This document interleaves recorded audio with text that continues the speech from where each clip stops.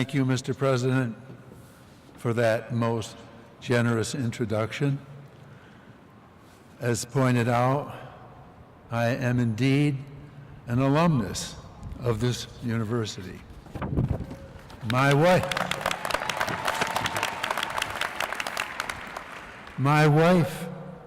is an alumnus of this university. My brother is an alumnus of this university. Just in case. My sister is an alumnus of this university. Even my sister-in-law is an alumnus of this university, all of which saved my family from Ivy League destitution.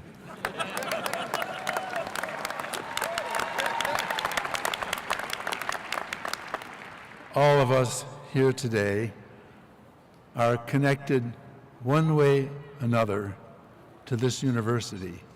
And I want to stress that it's a public university. And we're here in large measure because of the efforts of one man.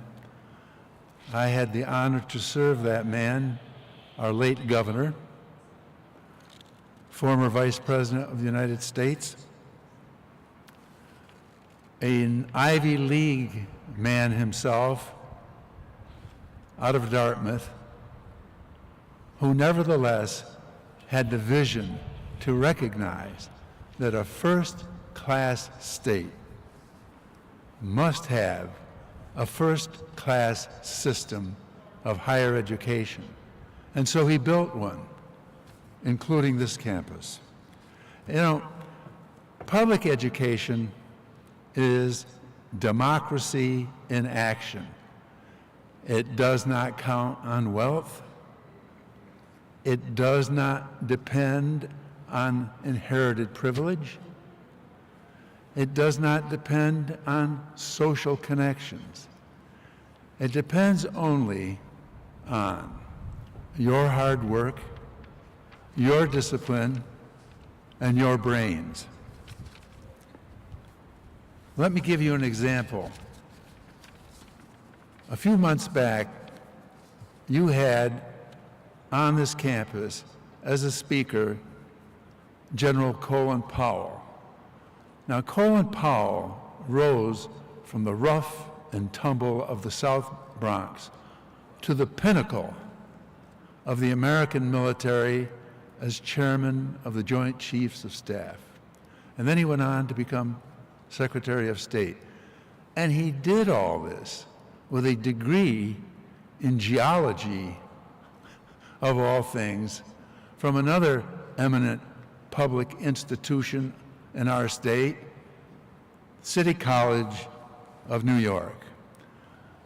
And so I want to compliment all you graduates today. You have shown those qualities that I mentioned: hard work, your discipline, and your brains. And I also want to commend all the mothers, fathers, and other members of families who are here today because you had the good sense to send your sons and daughters to this fine institution. And I also am fully aware of the sacrifices that were required in order that these young people could stand here today. Now, a commencement speaker is supposed to dispense wisdom about the brave new world that you're entering and how you can shape it. I will spare you that commencement day pomposity, but this I will guarantee: many of you will find yourselves in careers that seem to bear little relation to what you studied. It doesn't matter. The education will show through. In this age of nano speed, some of you will find yourselves in careers that don't even exist today. Some of you will make a bundle, and some of you may wind up borrowing from your father-in-law.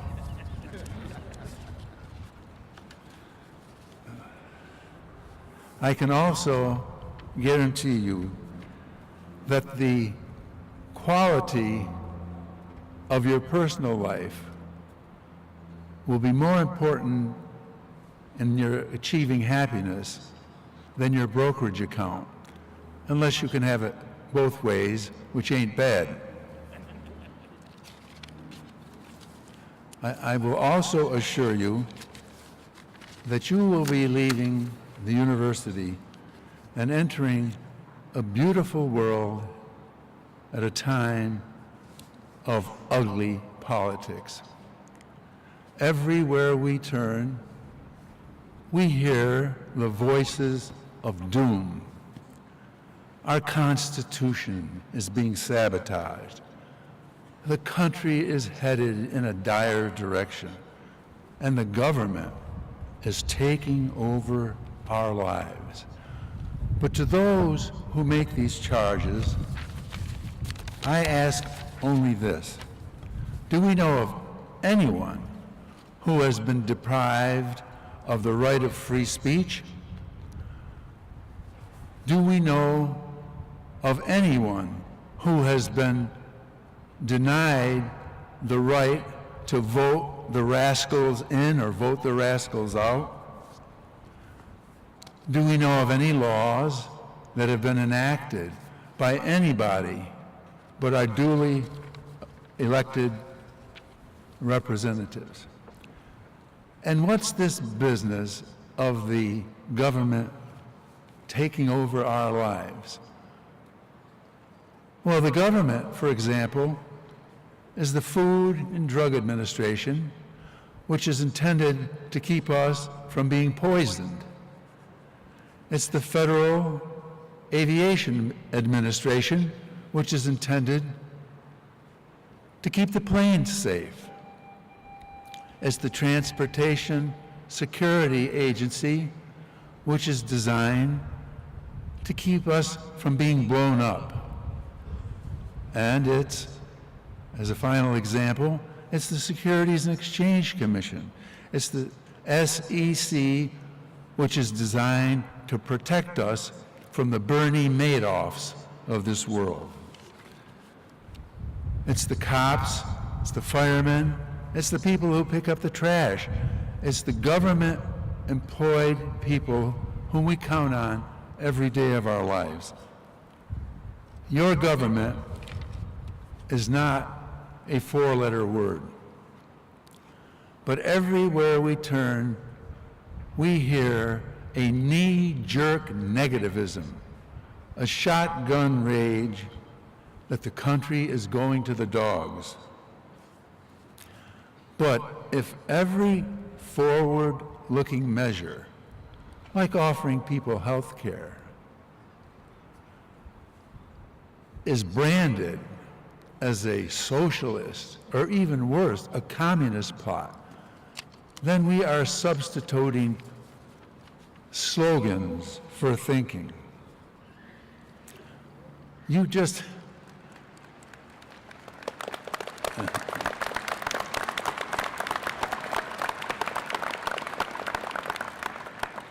Now, in this climate that I'm describing, you just go to anyone over the age of 65 who is fuming about socialized medicine and ask them if they're ready to give up their Medicare, which is wholly run by the government.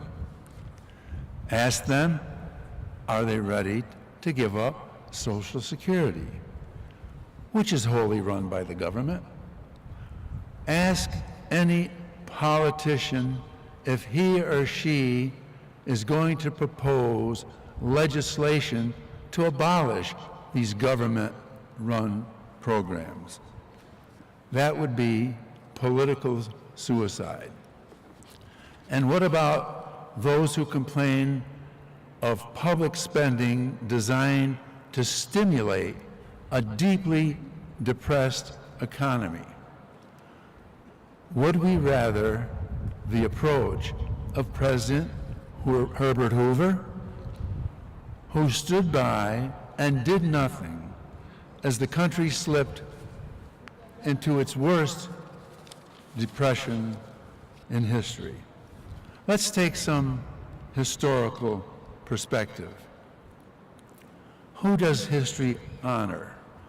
History honors those who created Social Security, not those who opposed it.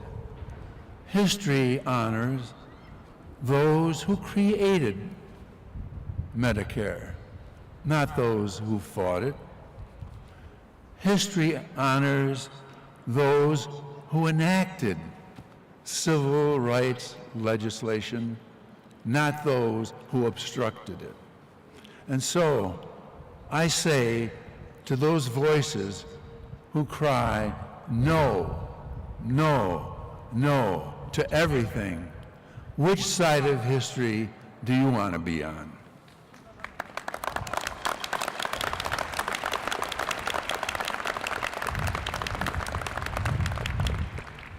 The United States is still a great country,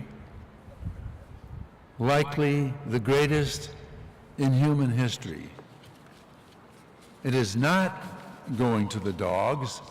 It is going to continue to roar with the lions and soar with the eagles. Now, I can promise you, you will forget this commencement address before the first snow falls. I forgot mine. The only one I remember is from kindergarten, where the teacher told us not to lie, not to squeal, and not to punch the other kids. Once more, I want to congratulate you graduates.